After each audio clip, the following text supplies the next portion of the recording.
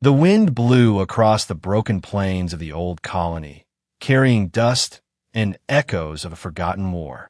David Hale stood outside his small home made of metal scraps and old ship panels, staring at the red horizon. Every evening felt the same, quiet and heavy, filled with memories he tried to forget. He wiped the oil from his hands and called out, "Lena, dinner time." A small girl ran out from behind the house, her laughter soft and sweet, the only light in his lonely world. She was 7 years old, with curious eyes and a fearless heart, the only family David had left. Once long ago, he had been a soldier. He had seen the war between humans and the Valari, the alien race that once shared this planet. The fighting had ended years ago, but the hatred never really died. Now, he worked in a scrapyard near the ruins, taking apart broken ships and selling whatever could still be used. It was quiet work, honest work, but deep inside he felt like a ghost among the wreckage. That night, a storm was coming. The clouds turned black and lightning flashed in the distance. David looked up. Uneasy, storms in this region often meant more than just rain. Sometimes, strange things fell from the sky. Old war debris, forgotten satellites, or worse, unexploded shells. He told Lena to stay inside and started walking toward the sound of thunder that had just echoed from the northern ridge. As he walked through the wind and dust, he saw something glowing faintly in the distance. It wasn't lightning, it was a steady blue light pulsing through the fog. He approached carefully, his boots sinking into wet sand, his heart beating faster with each step. There, half buried in the mud, was a crashed escape pod, its surface marked with alien symbols he recognized instantly. Valari. He froze, his mind spinning. The war might have ended, but old hatred still burned in every heart, including his own. Should he walk away? Should he report it? He took a deep breath and moved closer, his rifle in hand. The hatch was open, steam still rising from inside. He shone his flashlight and saw a shape, a figure lying still on the floor. An alien woman, tall and slender, her skin faintly glowing silver blue, her face peaceful but weak. Beside her, a small child, maybe 5 years old, wrapped in a thin emergency blanket, shivering. David stood frozen for a long moment. He remembered the faces of his friends who never came back from the war. He remembered his wife's last words before the attack that took her life. And now, standing in front of him, were 2 survivors from the same race he had once fought. He lowered the rifle slowly. Something inside him, something human, refused to let him turn away. The child's hand moved weakly, reaching out toward the light. He sighed deeply and whispered, "You picked the wrong planet to fall on, friend." Then he lifted the woman and the child carefully, carrying them toward his old truck. The wind howled behind him, erasing his footprints as if the world itself wanted to hide what he was doing. When he reached home, Lena stood at the door, eyes wide. "Daddy, who are they?" she asked. David didn't answer right away. He placed the alien woman on his bed, covered her with a blanket, and checked her pulse. "She's hurt," he said finally, "and the little one's freezing." Lena fetched a bowl of water and towels without hesitation, her small hands trembling with excitement and fear. The alien woman opened her eyes for a brief second. Her gaze met David's, full of confusion and pain, but also relief. She whispered something soft in her language, a word David didn't understand. But he didn't need to. He saw the same thing in her eyes that he saw in his daughter's every night: fear of being alone. Hours passed. The storm outside grew louder, rain hitting the roof like falling stones. Inside, David sat by the bed, staring at the 2 lives he had just brought into his home. He knew what this meant. If anyone found out, he could be arrested, maybe worse. But he also knew he couldn't throw them out there to die. He looked at Lena, who had fallen asleep beside the alien child, their hands touching without fear. He smiled weakly. Maybe the children understood something adults had forgotten. When dawn came, the storm had passed. The alien woman was breathing normally now, her skin faintly glowing in the morning light. David stepped outside, watching the sun rise over the ruins. For years, he had lived in silence. Now, for the first time, his home was not empty. He didn't know what tomorrow would bring. Danger, discovery, maybe even war again. But deep inside, something had changed. Hope, small and fragile, had returned. He whispered to himself, "For the first time in years, I didn't walk away." The first rays of sunlight touched the colony hills, turning the wet sand into silver light. Inside David's small home, silence hung heavy, only broken by the sound of breathing. The alien woman stirred, her eyes slowly opening, blinking against the brightness. Her skin shimmered faintly, pale blue veins glowing under the surface like starlight underwater. When she tried to sit up, pain shot through her side and she gasped. David was beside her instantly, cautious but calm. "You're safe," he said softly. "You crash-landed. I brought you here." The woman looked around, fear flooding her face. Her hand reached for the little girl beside her, who slept curled up in a blanket near Lena. The sight of the two children sleeping side by side seemed to confuse her even more. Her voice cracked as she whispered a word that sounded like Irie. The small alien child stirred, then smiled weakly. "Mother," she murmured, wrapping her tiny fingers around her mother's hand. Relief softened the woman's expression, and for a moment, even her alien eyes looked human. David stepped back, unsure what to do next. The woman's gaze fixed on him, her pupils adjusting like a predator's. He could feel the tension rise again. Two species, two enemies, staring at each other in a fragile peace built only by kindness. "I'm David Hale," he said quietly. "This is my daughter, Lena." He pointed gently toward the little girl, now sitting up with curiosity in her eyes. Lena smiled, waving shyly, and said hi. The alien woman tilted her head, repeating the sound slowly, "Hi," as if it were the first human word she had ever learned. Her voice was soft but strange. Every word carried an echo, a rhythm that didn't belong to this planet. "I am Saren," she said at last, her accent thick, Volari. The word made David's stomach tighten. He knew that name. Everyone did. Volari, the alien race that once fought humanity for control of this very world. He had seen their ships fall from the sky, their weapons tear cities apart. He had seen their eyes in the dark before the bombs fell. And now one of them sat in his bed, thanking him for saving her life. Saren noticed his hesitation. She lowered her head slightly, as if ashamed. "I did not come to fight," she said slowly. "I only protect my child." Her daughter, Irie, looked up at him with eyes bright as moonlight. Lena reached out and offered her a small piece of bread. The alien child took it, sniffed it, then smiled. That single smile broke something heavy inside David. It wasn't war anymore. It was just two families trying to survive. As the day passed, David learned more through gestures and broken words. Saren's ship had been destroyed by pirates near the Outer Rim. She had escaped with her daughter in a pod that malfunctioned and crashed near his scrapyard. Her husband had been killed months ago. She was a widow running from a galaxy that no longer had a place for her. David felt a strange ache in his chest as he listened. He too had lost everything, his wife, his home, his hope. Two broken souls now living under one leaking roof at the edge of a dying world. But outside, danger was already moving closer. Word traveled fast in small colonies. A local trader passing through noticed strange lights last night near the ridge. He mentioned it in the bar, and by evening, the colonial authority had sent out a drone to scan the area. David didn't know yet, but eyes were already watching his small home from the sky. That night, after dinner, Saren sat by the fire, her daughter sleeping beside Lena. David repaired a broken drone arm on the table, pretending not to stare at her. The flames reflected off her silver blue skin, turning her face into something half divine, half tragic. For the first time, she spoke clearly. "You fought in the war," she said, not as a question, but as truth. David's hand froze. "Yes," he answered finally.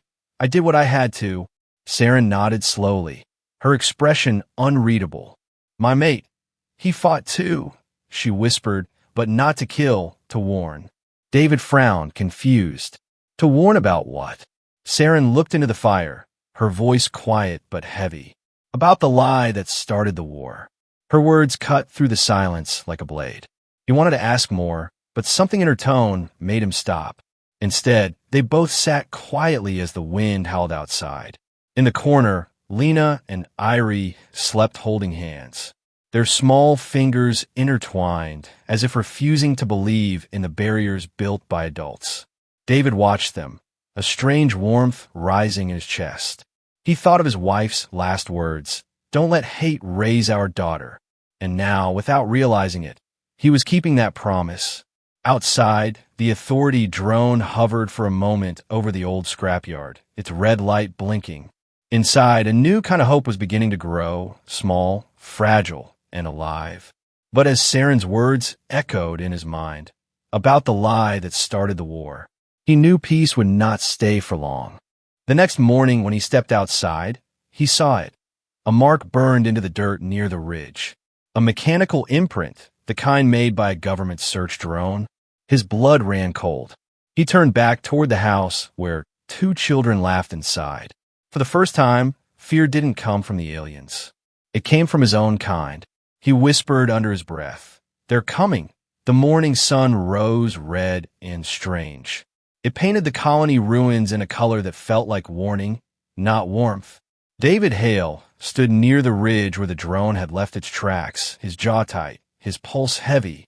He knew what this meant. The colonial authority was scanning this sector.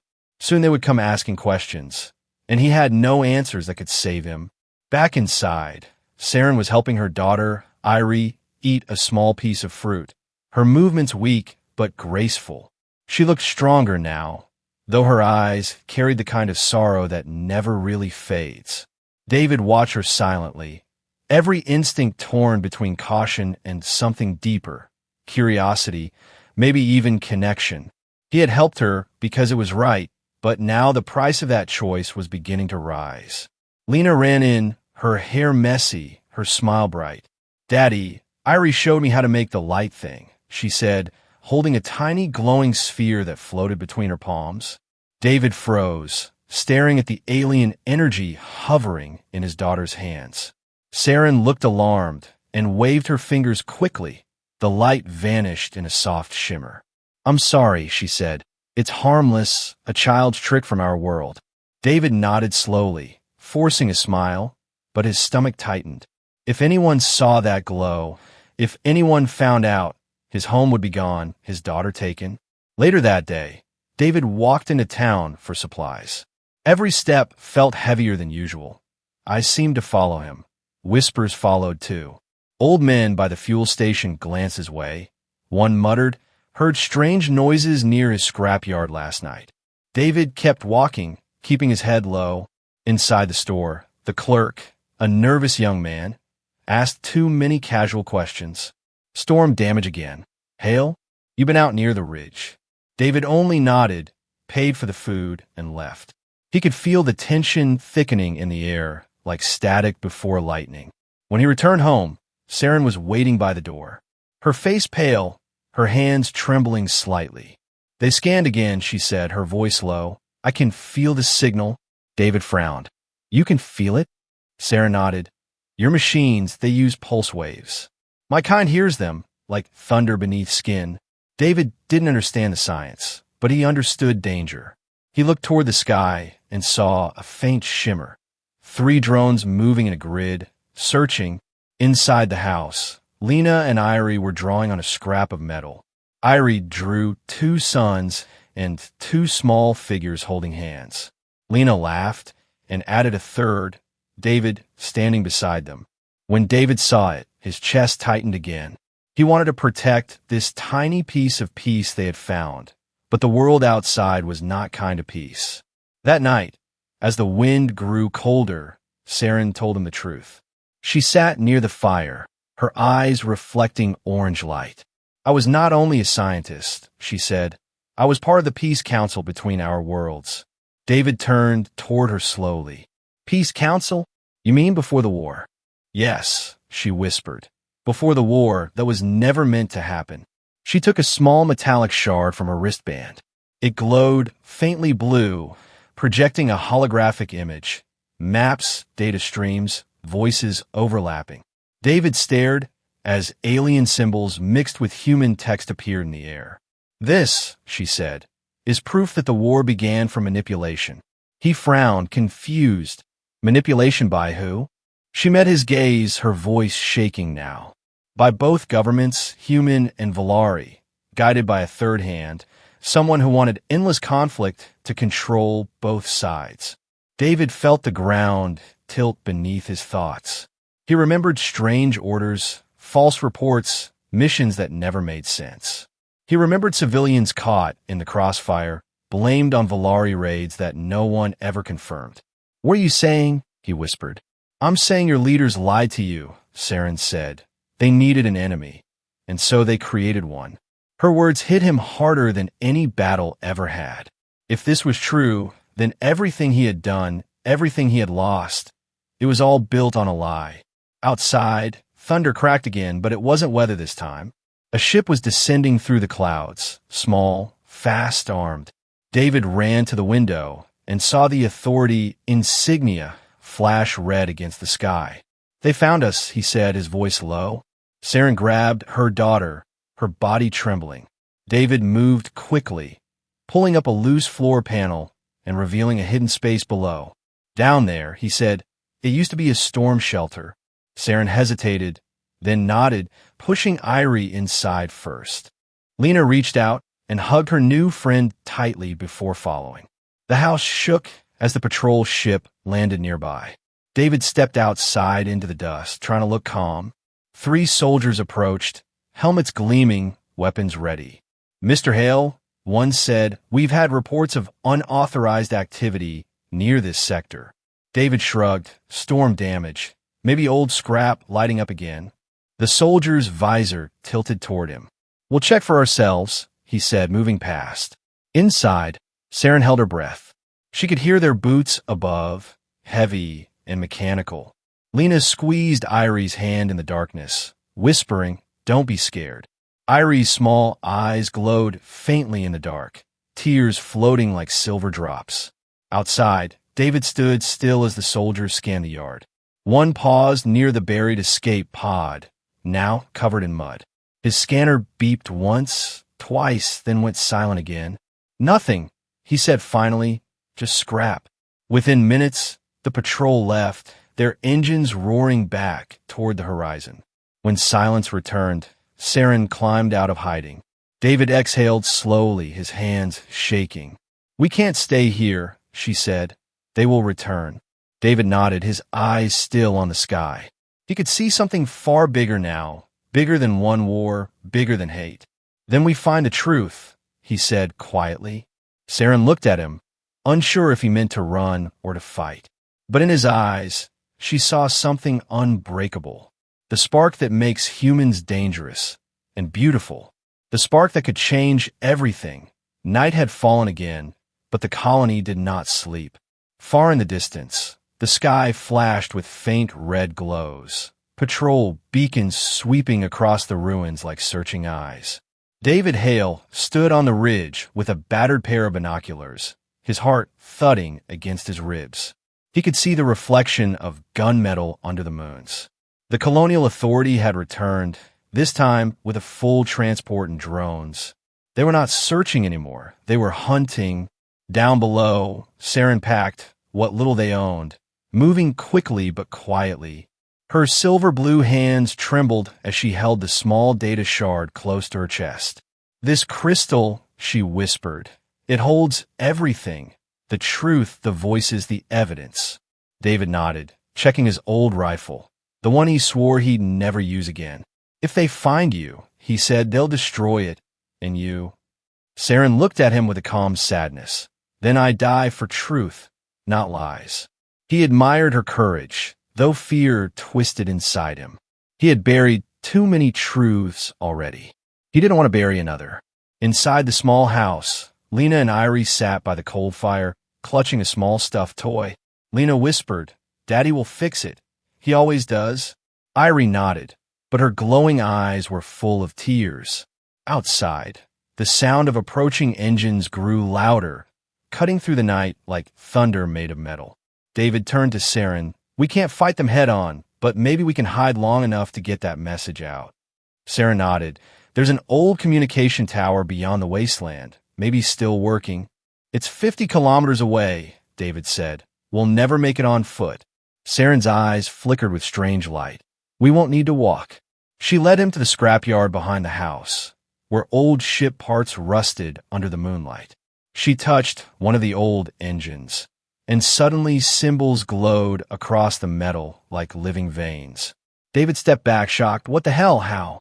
Saren smiled faintly. "Your machines are asleep. Mine know how to wake them."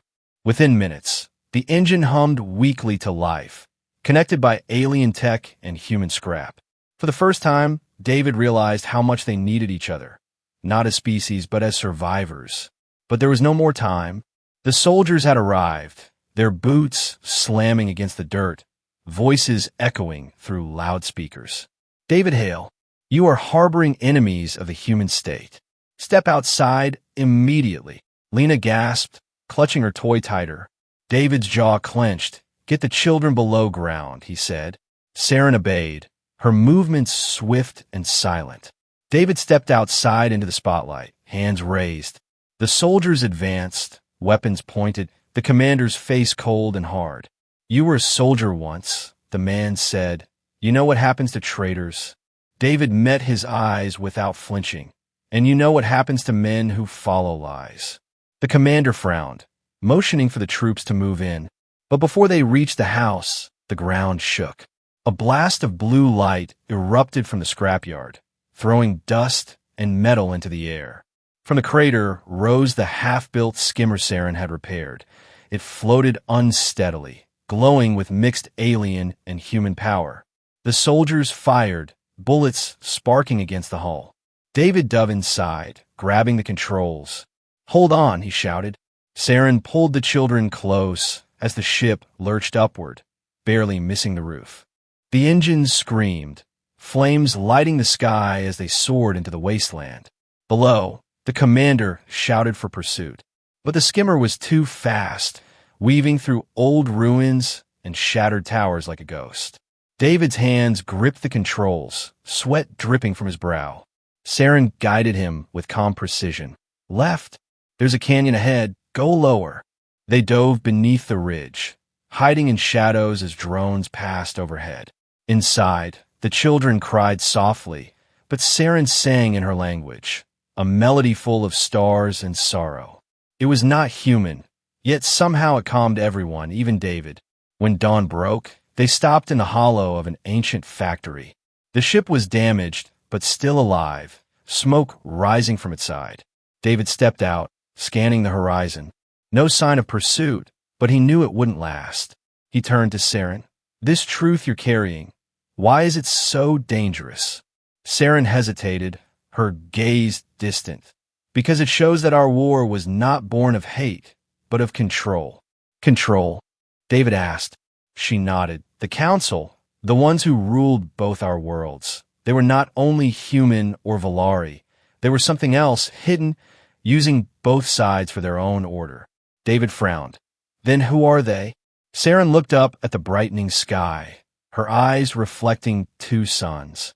"The architects," she whispered, "beings who built our worlds to test us, and we both failed." The name lingered like a curse. David didn't understand everything, but he understood enough. If the war had been a lie, then every loss, every grave, every tear, all of it was for nothing. And now the only proof of that truth rested in the hands of an alien widow and a human father. A faint sound echoed through the ruins, a metallic ping. David's instincts flared. He turned just in time to see a red light blink on the ship's hull. A tracking beacon. "They found us," he whispered. Saren's expression hardened. "Then we end it before they reach us." David looked at her, surprised by the fire in her voice. For the first time, he didn't see an alien anymore. He saw a warrior, a mother, and something even rarer, a partner in a war that was no longer about species. It was about truth. He took the controls again. The engines roared to life. Far above, the colonial ships were already descending.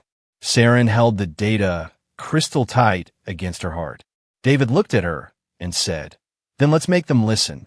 And with that, they shot toward the old tower on the horizon. The final light of dawn breaking behind them, like the beginning of something the galaxy had never seen before. The desert stretched endlessly before them, glowing red under two suns. The skimmer trembled as it flew low across the wasteland, its engines coughing smoke with every surge. David Hale gripped the controls tighter, his knuckles white, his eyes locked on the distant ridge where the old communication tower stood like a ghost of the past. It had been silent for 20 years, a relic from the first colonies, but tonight it would speak again. Behind him, Saren held the data crystal close, her eyes reflecting streaks of blue fire from the ship's core. Lena and Irie sat strapped to the rear seat, holding hands, whispering to each other in a mix of laughter and fear. Every vibration made the ship creak as if it were alive and afraid. Outside, the wind screamed like an old memory that refused to die. David looked at Saren. "That tower, will it really work?" Saren nodded slowly. "If the transmitter core still breathes, I can merge my code with it. The message will go everywhere to every relay, every listening world." David hesitated. "And if it doesn't?" Saren met his eyes. "Then we die trying." Her voice didn't shake when she said it, and somehow that gave him strength. Suddenly, the sky darkened. 3 shadows crossed the suns, colonial drones, gliding silently above. David cursed under his breath and tilted the ship into the canyon below. The skimmer dived hard, scraping against rock walls, sparks bursting like fireflies in a storm. Saren held the children tight as metal screamed around them. A beam of red light cut through the air, missing them by inches, melting a ridge to molten glass. David shouted, "Hold on," and slammed the throttle forward. The engine roared in protest, but obeyed. They burst out of the canyon into open ground, dust swirling behind like a comet's tail. The tower was now visible, tall, broken, surrounded by rusted antennas. But between them and salvation stood a wrecked outpost crawling with soldiers. David's heart pounded. "They're guarding it." Saren's eyes narrowed, glowing faintly. "Then we find another way." She reached toward the control panel, her fingers tracing alien runes across the cracked screen. The symbols spread like veins of light, merging human tech with Volari code. "Your machines," she whispered. "They understand me now." David glanced at the display as a new route appeared on the screen, an underground maintenance tunnel beneath the outpost. "Can you fly us through that?" he asked. Saren gave a faint smile. "I can make your ship crawl if it has to." The skimmer dropped low, disappearing behind dunes, sliding toward a rusted hatch half buried in sand. David jumped out first, pulling it open. The metal groaned, then gave way. A cold breath of air rose from below, smelling of rust and silence. He motioned for Saren and the girls to follow. As they descended, faint echoes of footsteps and machinery echoed in the distance above. The soldiers were already spreading out. Inside the tunnel, darkness swallowed them. Saren's hand glowed softly, lighting the way with bioluminescent veins across her skin. The walls were lined with old human wiring and alien residue, the ghosts of 2 civilizations forced to share the same world. David whispered, "You said the architects made all this how?" Saren answered quietly, "They built both our species to learn empathy through war, but both sides chose pride instead." Her voice trembled now. "They watched us destroy ourselves, and then they vanished." David frowned. "Vanished or waiting?" Saren looked up at him, "Waiting to see if we can evolve beyond hate." They reached the core chamber. The massive transmitter loomed above, its glass surface cracked but pulsing faintly. Saren approached the control node, her eyes glowing brighter. She placed the data crystal into a slot that fit perfectly, as if it had been waiting for her all this time. The console flared alive, symbols racing across every panel, half human, half Volari. David felt the floor vibrate, the hum of energy older than both their species filling the air. Then a voice came from nowhere, metallic cold, emotionless. Unauthorized broadcast detected. It wasn't human, it wasn't Valari, it was something in between. Saren froze, whispering the architects. A holographic shape appeared, tall, faceless, made of shifting light. You have broken the parameters, it said. Peace is not earned through rebellion. David stepped forward, rage in his eyes. You built this war? You killed millions for a test. The voice replied, conflict reveals truth. Saren shouted, then see ours, and slammed her hand on the console. The tower exploded with light, the ground shaking as power surged through the network. Images flashed across the galaxy.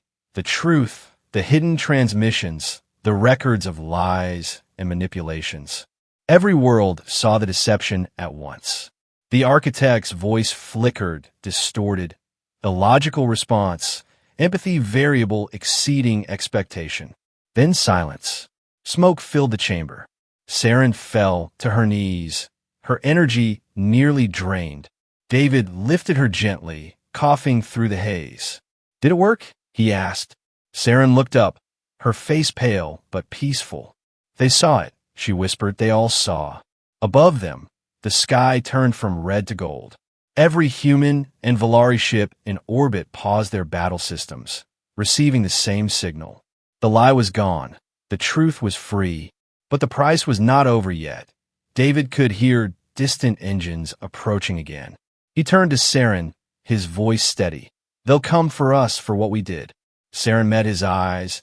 Then we make our stand together. He smiled faintly. For the first time, he said, humanity fights not for war, but for hope. She smiled back, her hand resting on his, glowing faintly blue in the golden light. And somewhere deep in the sky, the architects watched silently, realizing their experiment had changed. Humans had not failed. They had evolved. The desert sky burned orange as the first light of dawn touched the ruins. Dust floated in the air like ghosts refusing to rest. David Hale stood at the broken doorway of the tower, staring at the horizon where black dots moved closer every second. Ships, dozens of them, engines roaring like thunder, coming straight toward them. Behind him, the tower core still pulsed weakly, a wounded heart that had already given everything. Saren sat on the floor beside the console, her silver skin dimmed to gray, her hands trembling from exhaustion. Lena and Irie clung to each other, silent but brave, eyes wide with both fear and faith. David's rifle hung from his shoulder, the same one he once swore he'd never lift again. He looked at Saren, his voice low but firm. They're not stopping this time. Saren met his eyes, a faint smile on her lips. Then neither do we. Outside, the first drop ships hit the ground. Soldiers poured out like a swarm of black insects, their visors gleaming under the sun. Loudspeakers blared. Surrender immediately. David Hale, you are charged with treason and alien collaboration. David took a deep breath, his eyes hard. If standing for truth is treason, he said, then I've been guilty all my life. Saren rose slowly, her strength returning in flickers of blue light that rippled across her veins. She walked to the center of the chamber and pressed her palm against the cracked glass of the tower core. The system still lives, she whispered. I can use its power, but it will burn everything left inside. David frowned. You mean it will kill you? Saren nodded softly. Maybe, but if it saves the children, it's worth it. He shook his head, stepping closer. No, not like this, not again. But before he could speak more, the walls shook violently, explosions blooming outside. The first wave of soldiers stormed the ruins, firing pulse rounds that tore through stone and steel. David fired back, covering Saren as she worked, every shot echoing against the canyon walls like a heartbeat refusing to stop. The air filled with dust, smoke, and the smell of burning ozone. Saren's hands glowed brighter, merging with the tower's circuits. Her voice changed, echoing, layered, powerful.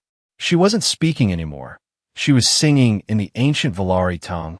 The lights around the tower flared alive, symbols of both species dancing across the glass. The sky above began to shift, turning from gold to white. David reloaded, shouting to the girls, "Stay behind the console. Don't move." Lena nodded, clutching Irie close, tears streaking her dusty face. Outside, drones circled overhead, preparing for the final strike. David ducked behind a broken pillar, returning fire with every ounce of fury left in him. One of the soldiers shouted, "He's just one man. Take him down." David smiled grimly. "One man's enough." Then a sound split the air, a deep hum rising from beneath the earth. The tower core was awakening again. Saren's body floated inches above the ground, her eyes blazing white, her voice merging with the tower itself. "Enough," she said, her tone like thunder and wind combined. Every weapon in the soldiers' hands froze. Every drone stalled midair.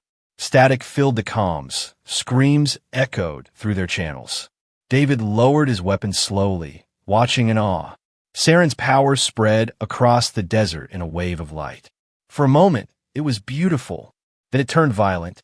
Energy surged upward, striking the clouds, splitting the sky open. The storm it created swallowed sound and light. David ran to her, shouting over the roar, "Stop! You'll kill yourself." Saren looked at him, tears glowing on her cheeks. "I told you, I die for truth," she whispered. The light flared again, then collapsed inward. When the dust cleared, the world was silent. The soldiers were gone, disarmed, unconscious, their ships grounded as if gravity itself had turned against them. The tower still stood, scorched but alive. And at its center, Saren lay motionless, her glow fading. David dropped beside her, his hands trembling as he lifted her head. Her lips moved faintly. Did they see? He nodded, choking back tears. They saw everything. She smiled weakly. Then it was worth it. Above them, the clouds parted, revealing the two suns side by side. A signal flashed across the horizon. Ships broadcasting peace transmissions, human and Valari both.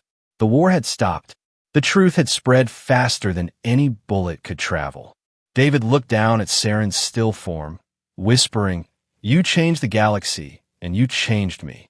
Lena approached quietly, holding Irie's hand. The two children knelt beside them, silent but full of understanding beyond their years. David placed Saren's hand over the glowing crystal, still warm with her last energy. It pulsed once, then dimmed, sealing her memory forever into the system. Outside, the wind carried the faint sound of voices, human and Valari soldiers awakening, confused but alive. The light that once divided them now joined them under one sky. David stood slowly, his eyes on the horizon where dawn began again. He whispered to himself, "We fought for hope, not hate." Lena tugged his sleeve. "Daddy, is she gone?" He looked at Saren's resting face, then at the girls. "No," he said softly, "she's part of the sky now." And as he spoke, the wind shimmered faintly, as if the universe itself had heard. For the first time since the war began, peace felt real. For the first time, humanity had earned its place not through power, but through mercy. And somewhere far beyond the suns, the architects watched in silence, realizing that their creation had outgrown them. The experiment was over. Humanity had passed. The galaxy would never be the same again. The world was quiet again. Not the silence of fear, but the silence that follows after a storm when life begins to breathe again. Ash still floated over the wasteland, glowing softly under two suns like dust made of memory. David Hale walked through the ruins of the tower, every step slow, every heartbeat heavy. Around him, soldiers and survivors, human and Valari alike, moved side by side, no longer pointing weapons. They searched through wreckage together, sharing water, tending wounds, speaking in broken words that somehow made sense. No orders, no flags, no masters, just people who finally understood how much they had lost. Above, the old satellites that once carried war commands now carried a single signal across the stars. A voice recorded in two languages, one human, one alien. Saren's voice, calm and eternal. Peace is not given, it is made, with hands that once knew how to kill. Every world heard it. Every soldier, every child, every survivor. The message spread faster than any fleet, brighter than any bomb. And across the galaxy, the architects watched quietly, their experiment complete. David stood at the tower's heart, the place where she had fallen. He traced his hand along the cracked console, feeling the faint warmth still left within. Saren's final energy had become part of the system itself. Every light pulse, every transmission carried a piece of her soul. Lena and Irie stood beside him, their small hands gripping his coat. "Daddy," Lena whispered, "will she wake up again?" David smiled faintly, his eyes wet but steady. "She already did," he said, "just not the way we think." Outside, the horizon shimmered with something new, ships descending not for war, but for rebuilding. Human transports alongside Volari vessels. They landed together, doors opening side by side. People stepped out carefully, not as enemies, but as guests. For the first time in living memory, two worlds shared the same ground without drawing blood. A Volari general approached David, tall and dignified, his armor scorched from battle. "You are the human who carried the truth," he said, his voice deep and echoing. David nodded, saying nothing. The general bowed his head slowly, a gesture of respect. "Then this world belongs to both of us now," he said, "to her memory." David looked toward the suns, whispering, "To Saren." Days turned into weeks, and the wasteland began to change. Fields of glass, where bombs once fell, now shimmered with green life, pushing through cracks. Children from both races played among broken towers. Lena and Irie became symbols of what peace could look like, two hearts that never cared about skin or species. Reporters and diplomats came from across the systems, wanting to see the place where the war ended. They called it the Halo Plains, but David called it home. One evening, as twilight painted the sky violet and gold, David sat by a campfire outside the rebuilt tower. The wind was warm, carrying the soft hum of distant engines and laughter. He opened the small metal locket around his neck. Inside it glowed faintly, the last spark of Saren's crystal. He whispered, "You did it, Saren. You really did." The light flickered, pulsing once as if answering. Then a soft breeze moved through the camp, brushing Lena's hair and Irie's glowing eyes. Both girls looked up at the sky and smiled. "Mom's watching," Irie said softly. David nodded, unable to speak. Far above, the old communication satellites still orbited, carrying Saren's message through endless space. But there was something else, a strange, golden signature forming among the stars. The architect's presence flickered once more. They watched silently, their cold logic bending into something almost human. One of them spoke, voice distant and fragmented. "Empathy achieved, experiment successful." Another replied, "No, not an experiment, an evolution." And with that, the architects vanished beyond the edge of known space. Their task complete, their creation free. Years later, people would tell stories of that day. They would say a human father and an alien widow changed the fate of two civilizations. They would call it the day when enemies became family, when humanity proved that its greatest weapon was not strength, but compassion. The galaxy remembered Saren's final words broadcast across every star. When hate sleeps, hope wakes. In the end, David raised Lena and Irie together, two daughters from two worlds. They grew up learning both languages, both histories, both dreams. And when they looked to the stars, they saw not fear, but belonging. Because somewhere out there, beyond the suns, a light still glowed in the memory of a woman who dared to love beyond her species.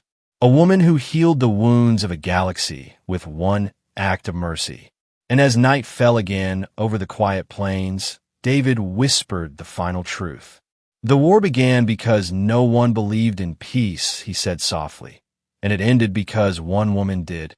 The wind carried his words across the endless desert, across the towers and ruins, across the new cities being built by both hands, across the stars, where it would live forever.